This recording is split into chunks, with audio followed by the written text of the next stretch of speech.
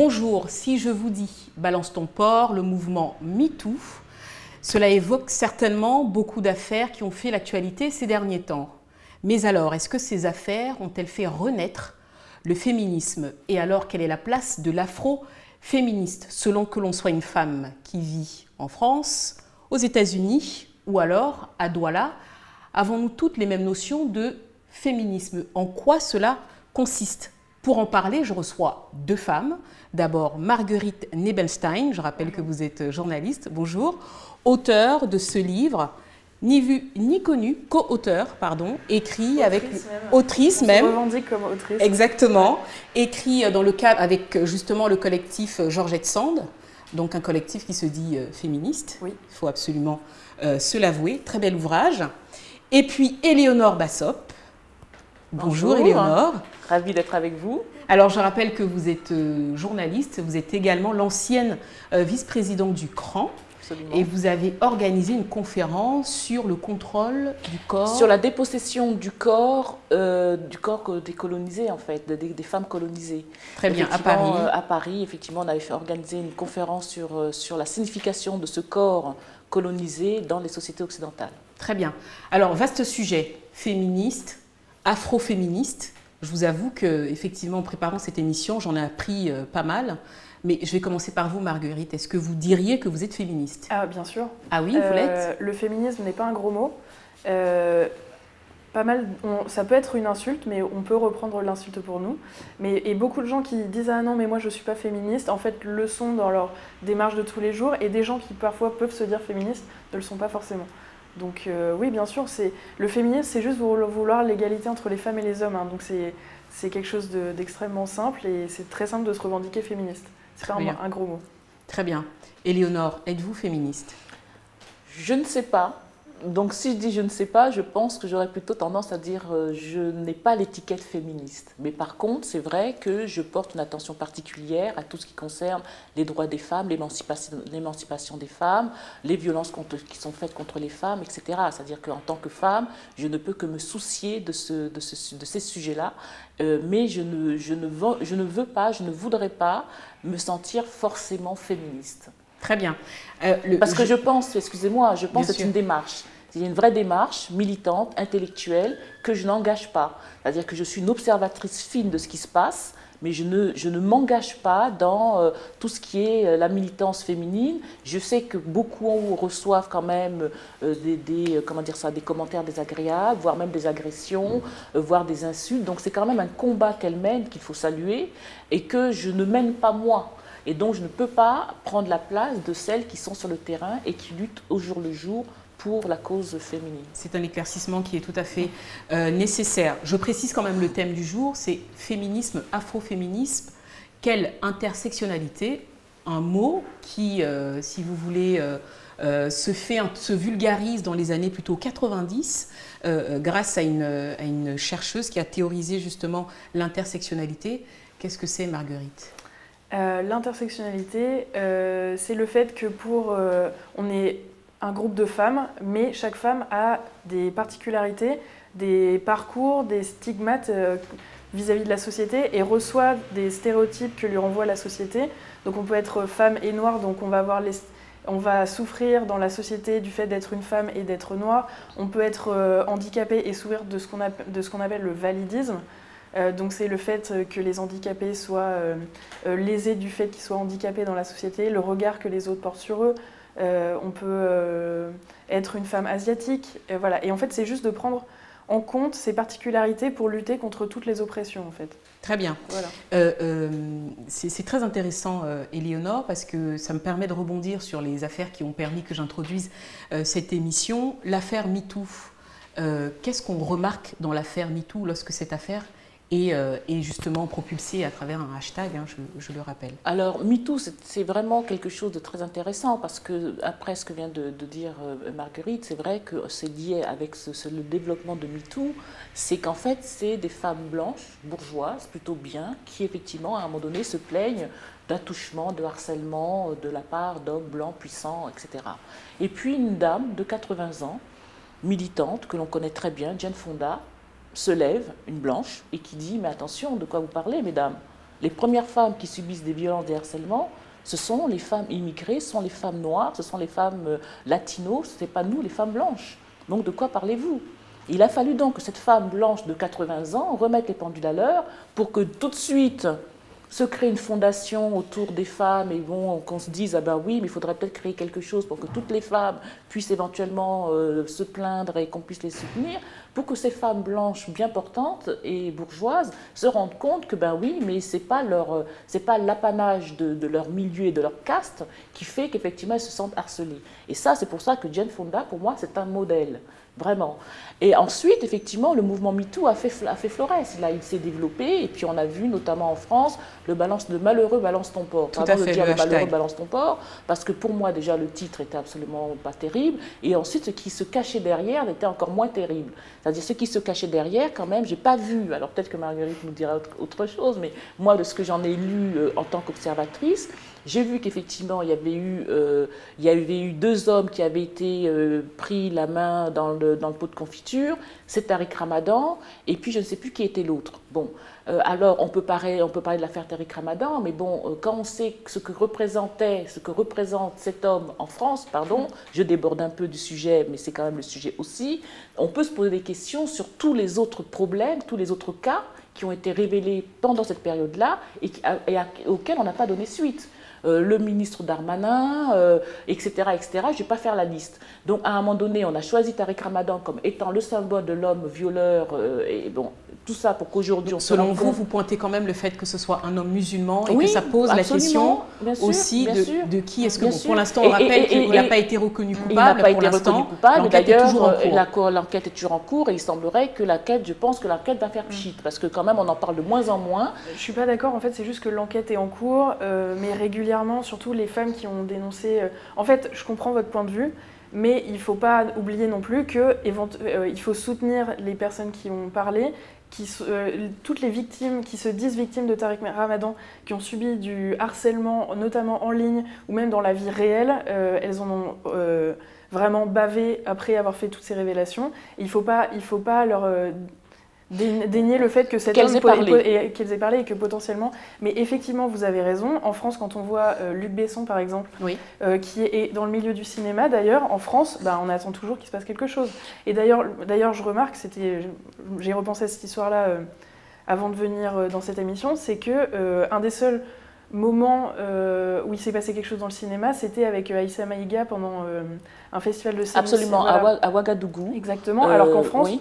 Concrètement, il y a eu des badges noirs pour les Césars ou je ne sais plus quelle cérémonie, et en gros, il ne s'est rien passé. Il ne s'est rien passé. Alors, donc en fait, si je comprends bien ce que vous dites... Même dans le milieu du journalisme, d'ailleurs. Tout à fait, dans le milieu du journalisme aussi. Mais cela veut donc dire qu'en gros, les hommes sont toujours les tout-puissants, malgré tout. Après, il se passe quand même une espèce de lame de fond. Parce qu'en fait, depuis qu'on parle de MeToo, d'ailleurs MeToo qui a été... une expression qui a été créée à la base par Tarana Burke, qui est une afroféministe américaine. Ouais. Et alors Balance ton porc, peut-être que c'était un peu envoyé à l'emporte-pièce, je pense que ça aurait pu être mieux dit, mais c'était dans le feu de l'action, donc je n'en vois pas trop pour le titre de ce mouvement, mais il y a quand même une lame de fond.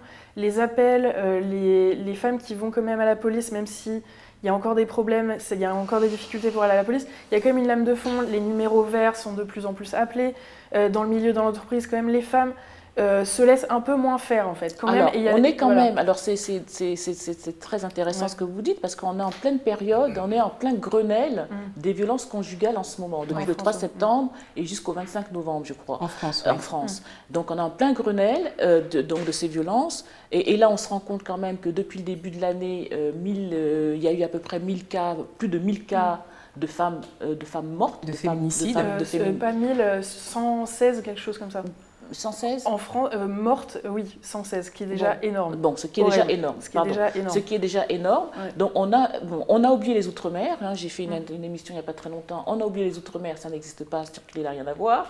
Et par contre, on leur dit, éventuellement, après le Grenelle que nous faisons ici, nous ferons peut-être un Grenelle des violences conjugales dans les Outre-mer. Donc, déjà, vous voyez la différence. Donc, la différence, par exemple, sur l'afroféminisme, pour en revenir à l'afroféminisme, parce que souvent, l'afroféminisme en France, aujourd'hui, est considéré comme une sorte d'attaque contre le féminisme institutionnalisé qui serait le féminisme blanc. Mais cela permet, c'est intéressant.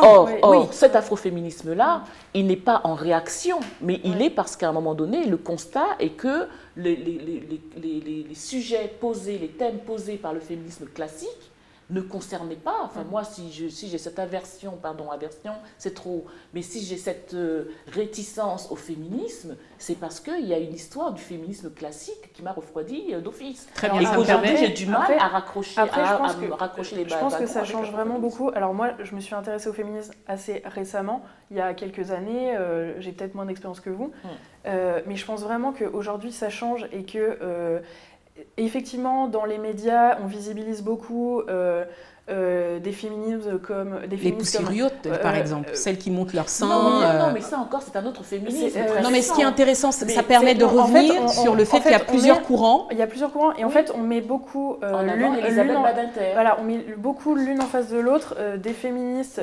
racistes et des féministes afroféministes. Ou alors, Caroline Fourest. La Lab, etc. Et en fait, on n'écoute absolument pas...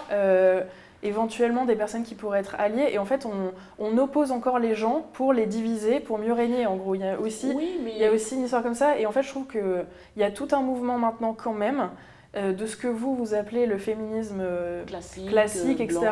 Voilà, parce que bon, je suis blanche et pourtant je ne fais pas partie du féminisme blanc. Je suis, comme j'ai vu une vidéo hier, je suis une féministe blanche, et ça ne m'empêche pas de penser aux oppressions que d'autres femmes peuvent subir, et à penser moi-même, à me dire, alors attends, parce qu'en fait, ce qu'on demande aux hommes en permanence, c'est de penser ce qu'ils ont appris depuis le début et à déconstruire tout ce qu'on leur a appris pour respecter mieux les femmes. Je m'applique ce travail à moi-même aussi, en me disant, je me prends des choses, pas agréables, et de me dire, je vais déconstruire tout ce que j'ai appris pour que... Et on entend tous ces débats-là, il y a pas de problème, c'est juste qu'on n'entend pas cette voix du milieu, en fait. Alors, oui, parce que la question de l'intersectionnalité arrive sur le fait aussi qu'il ne faut pas présenter l'afroféminisme en antagonisme, par exemple, avec un certain féminisme dit blanc. Oui, c'est-à-dire que l'intersectionnalité... De femmes blanches. De femmes blanches aussi, oui. L'intersectionnalité, effectivement, est théorisée dans cette optique-là, de se dire que, comme l'a dit Marguerite tout à l'heure, à savoir qu'effectivement, alors déjà, il n'y a pas une femme. Donc, s'il vous plaît, messieurs, mesdames, la fête de la femme, la journée de la femme, arrêtez. Il n'y a pas une femme, il y a des femmes. Il y a des femmes noires, asiatiques, blanches, handicapées, pauvres, riches, bourgeoises, intellectuelles, etc. Il y a des femmes, tout comme il y a des hommes. Donc la journée internationale de la femme, stop.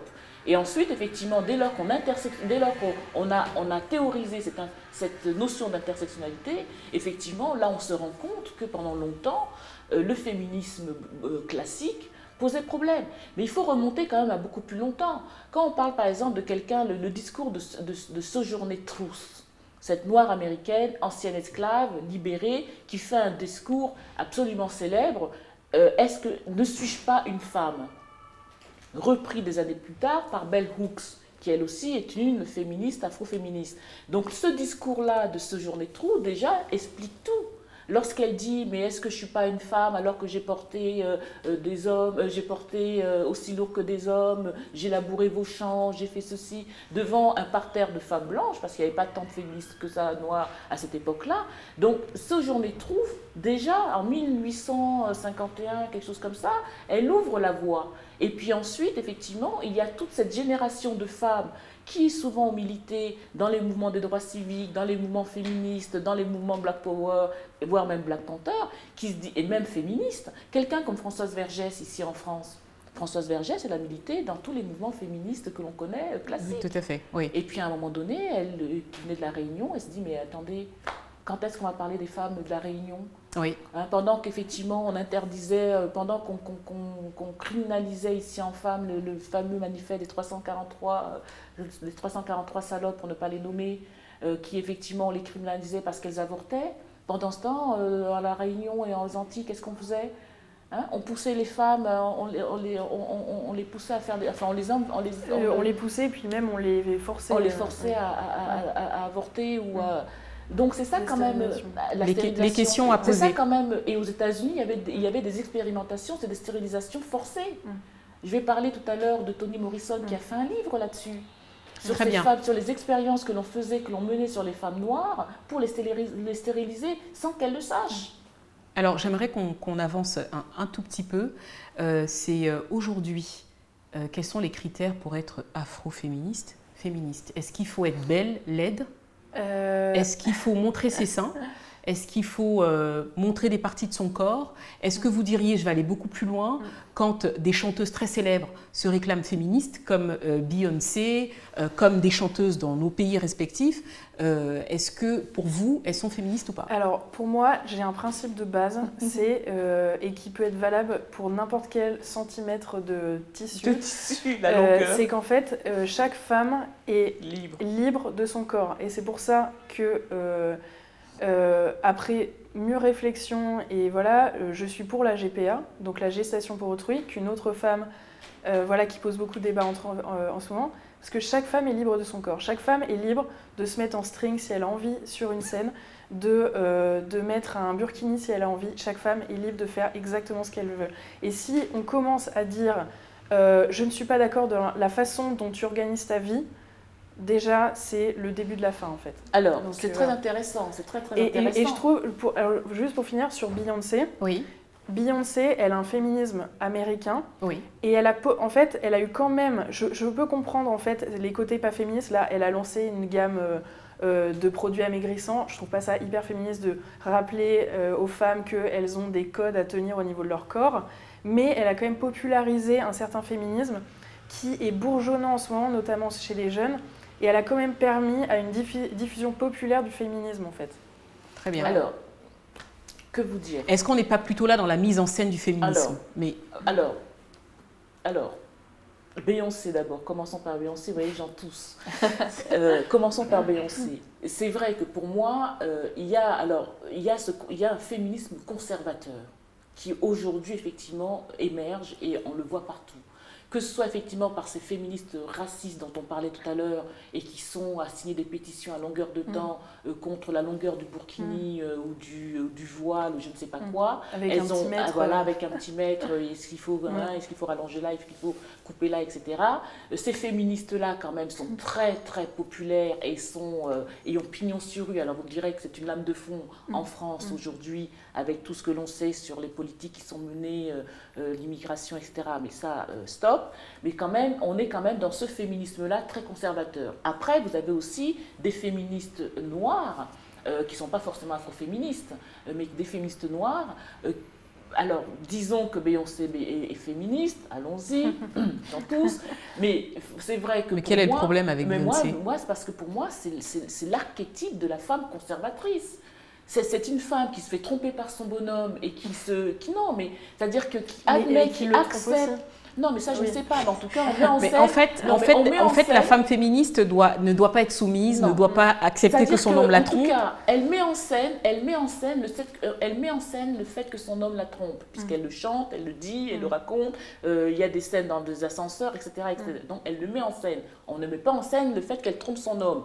Si c'était encore ça, je dirais bingo, la balle au centre. Mais c'est même pas ça. Oui, mais parce que si on le fait, les femmes vont monter au créneau en disant c'est encore elle qui passe pour des femmes aux petites vertus. Non, parce que moi, je veux dire, à un moment donné, si on est dans cette logique-là, on va au bout de la logique. Pourquoi est-ce qu'on craindrait d'être traité de femme de petite vertu? Oui, je suis dévergondée, so what? C'est-à-dire, à un moment donné, il faut aussi assumer ce qu'on a. Après, moi, je suis totalement d'accord avec Marguerite sur la tenue des femmes. Qu'on se mette en string, qu'on se mette en bikini, en burkini ou je ne sais quoi, la femme est libre. Laissez les femmes s'habiller. Les femmes se sont battues pendant des années pour demander à s'habiller comme elles le souhaitent. C'est-à-dire qu'on se mette une jupe là ou là, c'est leur problème. Et ça, c'est vrai que c'est une bataille aujourd'hui qui recule. Souvenons-nous quand même que l'Assemblée nationale en France, on n'avait pas le droit de porter le pantalon jusqu'à il n'y a pas très longtemps. Les jupes. Les robes. Le pantalon. Le pantalon. Et la présence de Cécile Duflot. Et la présence de Cécile Duflot dans sa robe à fleurs, bien sûr, a ému tous les députés mâles. Donc, on est quand même dans cette situation-là. Donc, à un moment donné, je dis stop. Effectivement, sur la tenue vestimentaire, là-dessus, je suis absolument d'accord. Après, le féminisme conservateur a pris de l'ampleur aujourd'hui. Et c'est pour ça qu'on voit toutes ces féministes que j'ai citées, Badinter, etc., aujourd'hui montées au créneau et qui ont pignon Fourest, qui vient de faire un film, Sœur d'armes. N'en parlons pas. Donc voilà, c'est-à-dire on est... Et puis ensuite, on a aussi, y compris des féministes que l'on juge aujourd'hui, quelqu'un comme Chimamanda Ngozi Adichie, Oui. on peut en parler. Est-ce qu'on est d'accord avec tout ce que Chimamanda dit?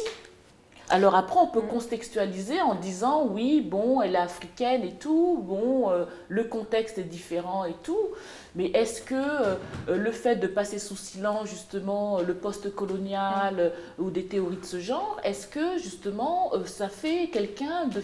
Parce que pour moi, donc, la théorie du féminisme doit être une théorie de l'émancipation, de l'ouverture, du progressisme. Et je ne suis pas certaine qu'aujourd'hui, celles qui se réclament toutes féministes le soient. Et après, est-ce qu'elle ne met pas aussi à disposition de plus de monde des théories féministes aussi, en fait? Est-ce que c'est pas quelque chose de popularisé? C'est ça le danger. C'est-à-dire que le danger, c'est qu'effectivement, quelqu'un comme Chimamanda est connu, reconnu, elle écrit bien, c'est une jolie femme, elle parle bien, elle est jolie, etc. Donc voilà, donc tout le monde se jette dessus. Moi, j'ai tous ces bouquins, donc je peux vous le dire. Mais le souci, c'est que quand on la lit, alors bien sûr, moi je me reconnais dans Americana, en tant que femme immigrée, tout ça, je me reconnais tout de suite. Mais en tant que femme avec cette sensibilité féminine, féministe, je tousse un peu. Est-ce qu'il n'y a pas finalement, il n'y a pas un marketing du féminisme aussi? Alors il y a ça aussi, et aussi dans tout ce qui est le féminisme de Beyoncé, il y a quelque chose aussi qui est un peu fatigant. C'est de vouloir absolument être la super femme, la femme qui réussit tôt, la femme d'affaires, etc. C'est génial en fait que Beyoncé est quand même une femme d'affaires incroyable. Elle a réussi à créer un empire géant dans le domaine du spectacle, de l'entertainment. Et tant mieux pour elle, mais en fait, tout le monde n'est pas Beyoncé et tout le monde n'a pas envie d'être une Wonder Woman. Voilà. Et en fait, on doit aussi, parce qu'il y a beaucoup cette pression, cette charge de devoir être une femme avec plein de livres, avec oui, on doit absolument réussir, tout réussir, la famille, créer son entreprise, etc.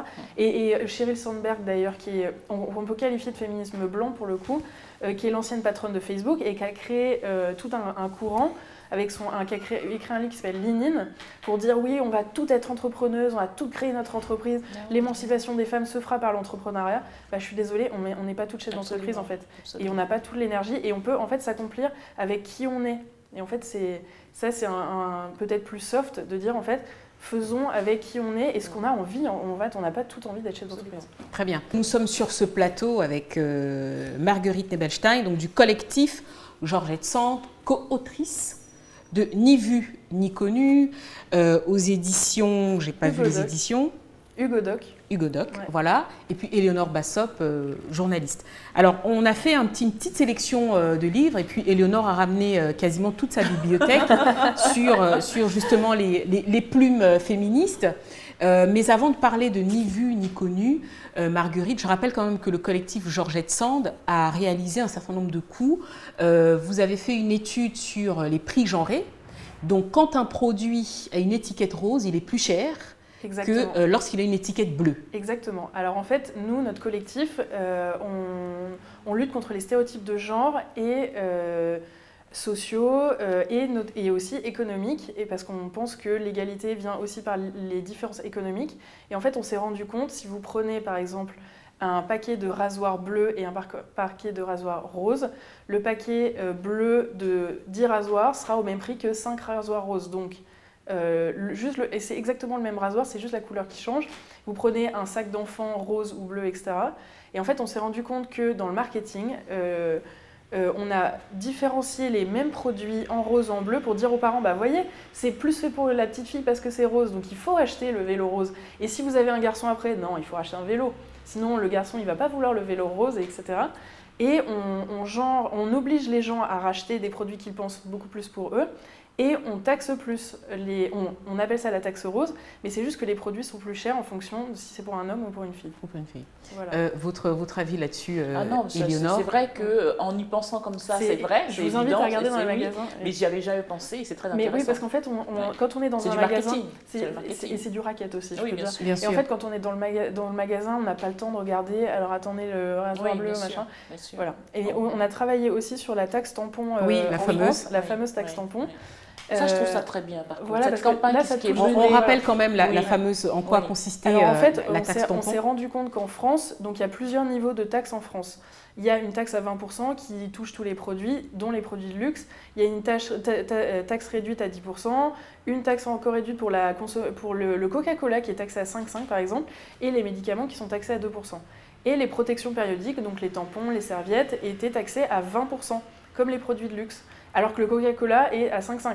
Et on a été obligé d'expliquer à des conseillers de Bercy, donc le ministère de l'économie, qu'on ne mettait pas de lingettes. On leur expliquait comment fonctionnait un tampon, on leur expliquait en fait si on n'a pas de tampon, on ne va pas aller dans le métro saigner partout.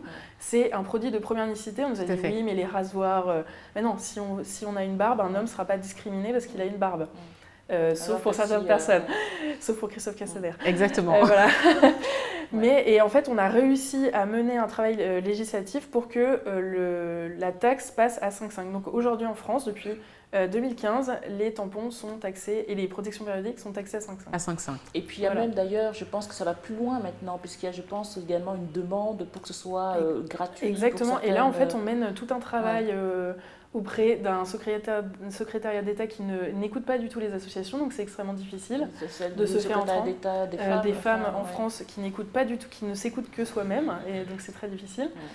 Pour que on milite en ce moment pour que les prix dans les prisons notamment, donc on lutte contre la précarité menstruelle en général, et pour des populations qui ont encore plus de difficultés, donc les personnes SDF, les jeunes dans les écoles et les femmes en prison, parce qu'en fait on s'est rendu compte que les femmes en prison sont obligées de cantiner, donc elles ont une épicerie et les prix varient et peuvent être 3-4 fois plus chers que dans le commerce, alors que ça devrait être un produit gratuit en fait dans les prisons. Alors c'est intéressant parce que notamment votre émission passe en Afrique et c'est vrai que ça c'est quelque chose de vraiment important, la précarité menstruelle, parce qu'on sait combien les jeunes femmes, les jeunes filles, souvent démunies, ne trouvent pas matière ou ne trouvent pas moyen de trouver des protections, oui, tout à fait. Et donc sont obligés d'utiliser n'importe quoi, quitte à attraper ensuite des maladies, parce que c'est quand même sensible cette zone-là. Et donc c'est très important cette bataille que vous menez et qui devrait être aussi menée en Afrique, je pense. Et le tabou, juste le fait de parler des règles en fait. Oui, parce qu'on s'aperçoit que même en France, il y a un problème à parler des règles et il y a juste, en fait, les règles, c'est pas grave, en fait. C'est juste quelque chose d'extrêmement naturel qui arrive à la moitié de l'humanité pendant une grande période de sa vie. Donc, en fait, il n'y a pas de... Et on peut le redire à toutes les ça, c'est encore le patriarcat, la religion. Alors, justement, ce que j'allais demander, c'est finalement ce que vous êtes en train de soulever, c'est que comme c'est les hommes qui décident, ils ne comprennent pas finalement... Il y a toujours cette question, si les hommes avaient leurs règles, on aurait des moyens... incroyable, l'armée serait mobilisée pour trouver des solutions incroyables pour les règles. Donc, voilà. Très bien. Alors, j'aimerais qu'on parle un tout petit peu des icônes féministes. Alors, ni vu ni connu. Pourquoi ni vu ni connu? Alors, parce qu'on s'est aperçu qu'il y a des processus qui font que les femmes sont invisibilisées. Donc, elles se font notamment voler leurs découvertes par des collègues masculins, elles se font éclipser par leur mari, c'est ce qu'on appelle le syndrome de l'assistant du magicien. Ou alors elles sont brimées par la religion, la société. Par exemple, la sœur de Mozart, on cite souvent en exemple, qui était la grande sœur de Mozart, aussi brillante que lui, voire meilleure que lui, qui faisait du violon. Et à 16 ans, son père lui a dit « Non, une fille, ça fait pas de violon. Dans la religion catholique, les femmes ne font pas de violon, ne sont pas des génies. Donc on va te retirer ton violon, on te brûle tes partitions et tu vas aller te marier. » Et on n'a plus jamais entendu parler. Pas de partition parce qu'on a détruit les archives. Bien sûr. Voilà. Et les archives de femmes, comme l'a théorisé Michel Perrault, qui est une grande historienne des femmes, on laisse peu de place pour les archives de femmes. On raconte les grandes batailles, les hommes, etc., qui sont beaucoup visibilisés dans l'histoire. Mais les femmes, on entend assez peu parler. Et dans notre livre, en fait, on parle aussi, par exemple, de Nannerl Hermosa, qui, elle, a échoué. Et en fait, en décryptant tous ces processus, la légende noire aussi, de diaboliser une femme pour pour effacer son pouvoir, en fait. Alors, diaboliser une femme, ça me fait penser à une histoire. Winnie Mandela, est-ce que vous diriez qu'elle a été diabolisée? Par exemple, Winnie Mandela, qui a été l'épouse de Nelson Mandela, justement au détriment, parce que c'est une femme. Parce que faut quand même se souvenir, pour ceux qui connaissent un peu l'histoire, sans Winnie Mandela, il n'y aurait pas eu Nelson Mandela. Qui se serait souvenu que ce bonhomme était en prison? Parce qu'elle a quand même lutté pour le garder visible auprès de pour le garder visible. C'est-à-dire, elle a labouré le terrain du nord au sud, de l'est à l'ouest, dans tous les pays du monde, pour mobiliser. Et les gens se sont souvenus, ah ben oui. Et une fois qu'il est sorti, il n'a rien trouvé d'autre que de divorcer. Enfin bon, j'exagère. Ouais. Bon, mais quand même, tout de même. Au prix de violences absolument terribles. Voilà, au prix de violences qu'elle a subies, viol, incarcération, des attouchements. Exclusion aussi, parce que finalement, elle a été exclusion aussi. Alors après, il ne faut pas non plus...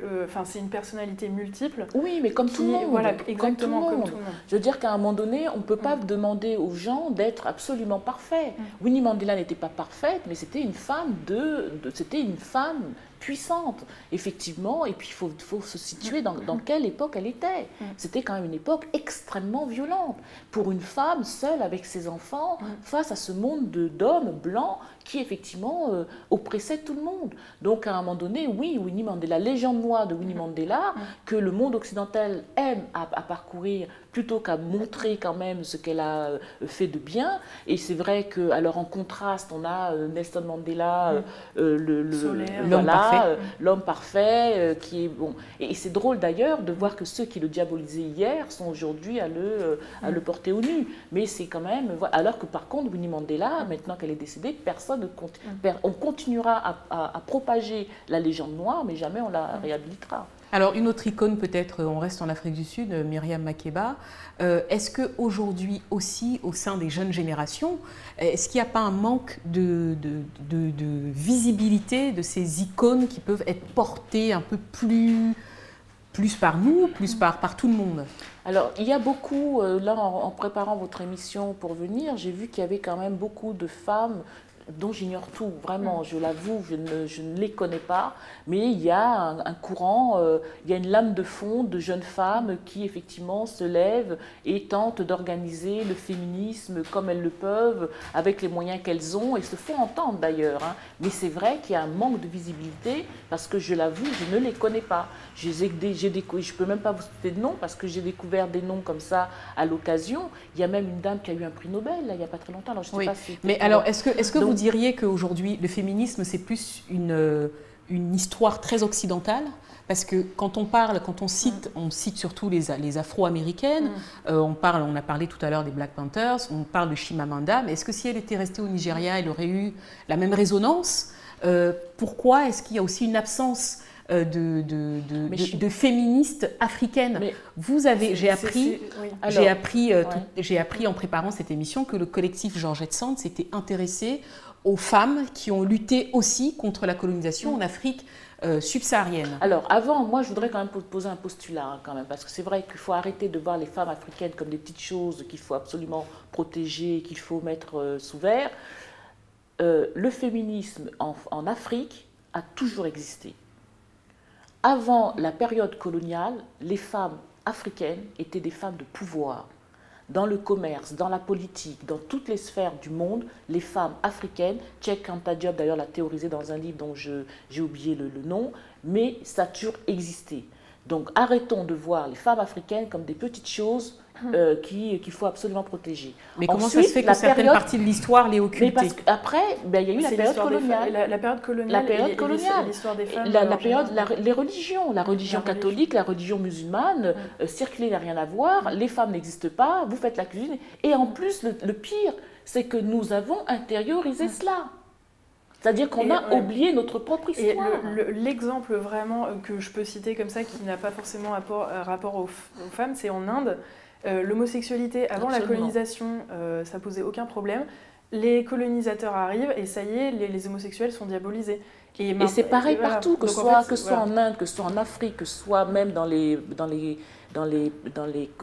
Mais est-ce que le cas des homosexuels est le même que le cas des femmes? Non, mais c'est-à-dire que, par exemple, en Afrique, là, je regardais vite fait, en Afrique, il n'y avait pas, dans certaines régions, parce que l'Afrique aussi, elle est multiple et diverse, hein, mais dans certaines régions, il n'y avait pas de il ou de elle. C'était indifférencié. Pourquoi? Parce que quelqu'un qui était au pouvoir, on s'en foutait que c'était une femme ou un homme, elle était au pouvoir, c'est tout. Et puis ensuite, effectivement, le monde occidental est arrivé à laminer tout ça. Mais y compris même la question de l'homosexualité. Dans les sociétés précoloniales de l'Amérique latine, en Afrique et en Inde, on a oublié cette histoire-là. Et aujourd'hui, on est nous-mêmes tellement inféodés à cette culture occidentale qu'on en a oublié qui nous étions.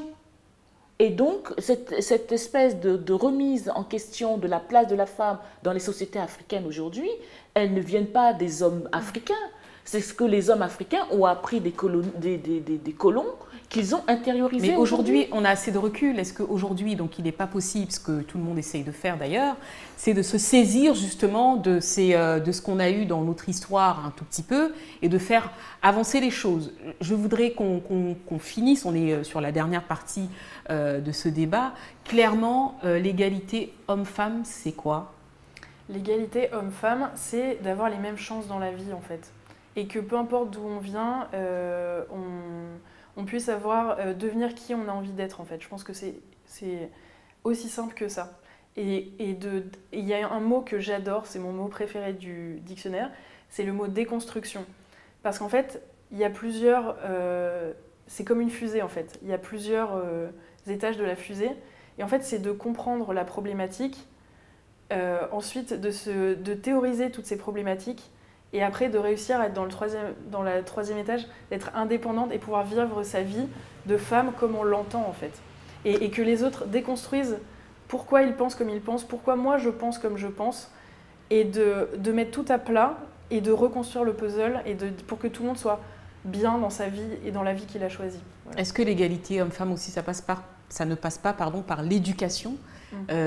On a parlé des prix genrés, mais tu pleures comme une fille, tu agis comme... L'éducation des parents, l'éducation à l'école, l'éducation de puis la société, quoi. C'est-à-dire que oui, les petites robes roses pour les filles, les petits pantalons bleus pour les garçons, les poupées pour les filles, la cuisine, moi je me souviens, enfin je sais pas ça se fait encore, mais des petites cuisinières pour les filles, et puis des gros camions pour les garçons, enfin bon. Et d'ailleurs c'est vraiment des notions extrêmement changeantes en fait, parce qu'au début du XXe siècle, en France, le rose était pour les garçons et le bleu était associé à la Vierge Marie, était pour les filles. Donc en fait... Il faut se dire, mais attendez, mais pourquoi on m'a mis ça dans la tête? Est-ce que ça me rend heureux ou heureuse? Non, c'est comme on éduque les garçons en disant, tu n'as pas le droit de pleurer, tu n'as pas le droit de t'occuper de tes enfants, tu n'es pas un homme si tu t'occupes de tes enfants ou si tu décides d'être assistant maternel. Donc en fait, faites ce que vous voulez. Ou sage-femme. Voilà, ou sage-femme. Juste une question. Vous préférez qu'on vous appelle Madame le directeur, Madame le ministre? Alors, quelque chose d'extrêmement simple. Pourquoi on se pose ces questions-là? C'est une question historique. Au XVIIIe siècle, des femmes tiennent salon en France. Des philosophes, des poétesses, des femmes qu'on appelait à l'époque des philosophesses, des doctoresses, des poétesses. Et en fait, des hommes aigris qui n'acceptaient pas que des femmes prennent le pouvoir au XVIIIe siècle puissent écrire, avoir une pensée construite, on dit, des grammairiens, on dit, on va faire disparaître tous ces mots. On ne dira plus jamais philosophesse, on ne peut plus dire doctoresse. Un accord qui avant se faisait de proximité, donc on s'accordait avec le dernier mot. Donc si je dis un garçon et une fille sont jolis, joli aurait été accordé IES par exemple. Et ils ont décidé que le masculin l'emporte sur le féminin. Et avec, au XIXe siècle, l'école pour tous et toutes, toutes ces règles de ces grammairiens aigris qui n'acceptaient pas que les femmes prennent le pouvoir ont été établies comme des règles. Donc en fait, juste de se visibiliser dans la langue, en fait, le fait de nous faire disparaître de la langue, parce qu'on dit... le mot autrice choque certains, mais pourquoi on dit acteur et actrice? Pourquoi on dit boucher, bouchère? Ça pose de questions à personne. Par contre, dès qu'on s'aperçoit que c'est que des mots de pouvoir, autrice, ministre, directrice, etc. Donc en fait, le fait de se revendiquer autrice, de se réapproprier ce mot, de se réapproprier les mots de avocate, directrice, et ben c'est quelque chose de politique en fait. Voilà. Alors, Madame le directeur, moi c'est vrai Madame que, le ministre. Alors autrice, moi c'est. Mais en fait, c'est qu'on n'a pas l'habitude. Mais en fait, c'est un mot de la langue française. Il y a un côté trictrice qui me. Par contre, auteur avec un E, je le mets sans oui, mais en fait, régulièrement. c'est un mot c'est un cache-sexe en fait qu'on a inventé pour trouver un espèce d'entre-deux pour faire plaisir à tout le monde. Et en fait, pourquoi ça vous gêne pas de dire acteur-actrice? Oui, non mais je suis d'accord. C'est comme vrai on dit souvent que dans écrivaine, il y a veine, mais dans écrivain, il y a vin aussi. Oui, non, moi c'est vraiment, en tout cas, c'est l'habitude de ne pas entendre autrice qui fait que je ne m'y habitue pas et qu'aujourd'hui, quand moi j'écris... Est-ce que, Éléonore, vous entendez ces femmes qui se revendiquent, qui disent « Non, moi je veux qu'on m'appelle Madame le directeur parce que la fonction ne doit pas être ni masculine, ni au féminin. » Mais oui, mais pardon, en fait, la fonction ne doit pas La être... fonction, elle se justifie en disant « Moi, je suis le directeur d'une banque, je ne veux pas qu'on mais en dise fait, Madame la directrice. » Alors, il faut quand même comprendre, il faut quand même comprendre une chose, c'est qu'il y a beaucoup trop de femmes qui continuent à servir le patriarcat. Exactement. Et qu'il y a beaucoup de femmes, toutes les femmes ne sont pas féministes. Exactement. Et que ces femmes, effectivement, qui tiennent ce discours, pardon, moi j'entends parfaitement ce que dit Marguerite, et c'est vrai qu'on peut, l'autrice, auteur, parce que moi c'est une question d'oreille, ça me... Bon.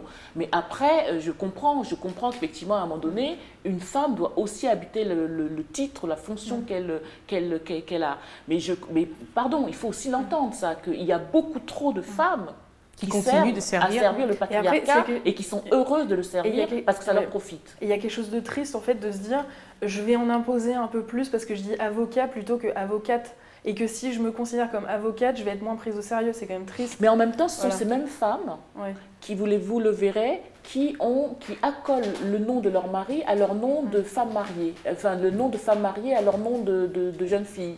Donc vous verrez comme ça dans la société de nombreuses femmes avec de doubles prénoms, de triples prénoms. Mais est-ce que là on peut... Donc elles vous diront ah ben moi je suis féministe, mais par contre elles sont effectivement à dire ah oui non mais pourquoi est-ce qu'on m'appellerait madame la directrice? Pourquoi moi je me sens... C'est-à-dire c'est cette espèce de situation de ces femmes effectivement qui elles-mêmes ne savent pas ce qu'elles recouvrent, ce qu'elles représentent, qui pose aussi problème. Il faut aussi le dénoncer. Et qui pour atteindre la position où elles ont été ont dû accepter certains codes du patriarcat pour en arriver à là où et d'ailleurs qui elles-mêmes... Le statut social de la femme passait aussi par le fait d'être la femme d'eux. Alors, un point extrêmement important au niveau des patronymes, en France en tout cas, on restera de sa naissance à sa mort, on garde le même nom.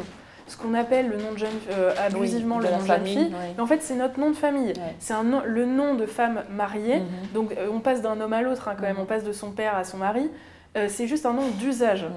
Donc en fait c'est juste, on passe de son nom à juste un nom d'usage, donc pour la galerie en gros, pour la société, on va avoir son nom de femme mariée, mais sinon on gardera son nom toute sa vie à l'état civil. Voilà. C'est juste... Bien sûr. L'écriture inclusive, qui fait quand même débat en France, parce qu'il y a évidemment deux camps qui s'affrontent. Au Canada, quand vous appelez une administration, par exemple, on vous demande si vous souhaitez être appelé monsieur, madame, ou alors ne pas avoir de qualificatif. Et d'ailleurs, il y a toute une génération aujourd'hui qui se revendique queer, neutre, qui refuse d'être un homme ou une femme. Est-ce qu'on ne tombe pas dans un autre... Mais non, en fait, justement, la religion nous a encore appris, il y a des femmes, il y a des hommes, pour en fait créer un pouvoir masculin sur des femmes, en fait.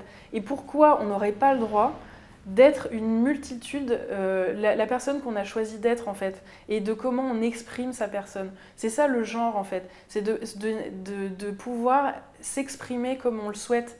Et en fait, oui, si on n'a pas envie de se faire appeler madame et qu'on préfère monsieur, bon, ça pose de problème à qui, en fait? Oui, mais est-ce que le problème, d'être dans une société comme par exemple aux États-Unis, où on a un homme qui naît homme et qui choisit de devenir une femme? Parce que lui, il choisit pas, il ressent il ressent le besoin. D'ailleurs, aux États-Unis, les personnes qui subissent le plus de violences et qui sont le plus tuées, c'est les femmes trans. Oui. Les femmes trans noires d'ailleurs, qui se font battre dans la rue. Dans les toilettes aussi. Mais en fait, ça pose de problème à qui, en fait, que des hommes deviennent femmes. C'est juste que ça gêne les choses qu'on nous a apprises depuis tout petit. Et en fait, ces gens sont heureux comme ça, ne blessent personne en étant les personnes qu'elles sont, et juste vivent leur vie sans emmerder personne. Voilà. Alors c'est vrai que c'est un apprentissage, hein, c'est-à-dire que quand effectivement vous avez été homme et que vous devenez vous avez été femme et que vous devenez homme et que vous tombez enceinte en ayant l'apparence d'un homme, c'est vrai que ça semble étrange parce qu'on se dit mais pourquoi alors passer de femme à homme si c'était pour tomber enceinte en ayant l'apparence d'un homme. J'ai vu ça il n'y a pas très longtemps dans les... C'est un apprentissage. C'est vrai que ça peut nous sembler très étrange à nous qui commençons, voilà, mais mais après c'est vrai, moi je suis assez d'accord que bon, écoutez, la liberté des uns finit, nous commence. Je suis d'accord que là, le genre n'a absolument rien à voir avec un organe sexuel en fait. Il faut aussi. Et ce qui pose beaucoup de problèmes en France d'ailleurs cette semaine, il y a eu un vote.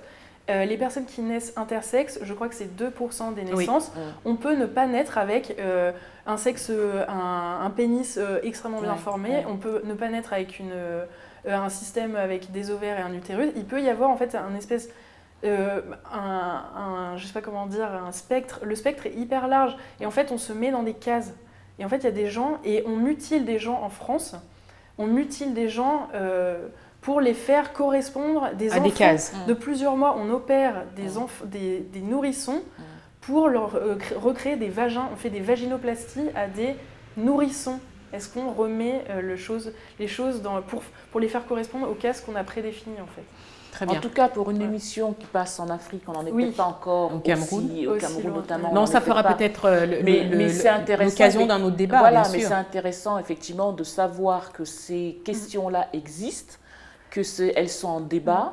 Et que je pense qu'il faut qu'on apprenne en tout cas, aussi, même si on n'est pas d'accord, il faut qu'on apprenne à entendre, à voir et à comprendre ce que c'est. Et qui touche l'Afrique parce qu'il y a eu un scandale là, il y a 2 semaines d'athlètes hyper sud-africains.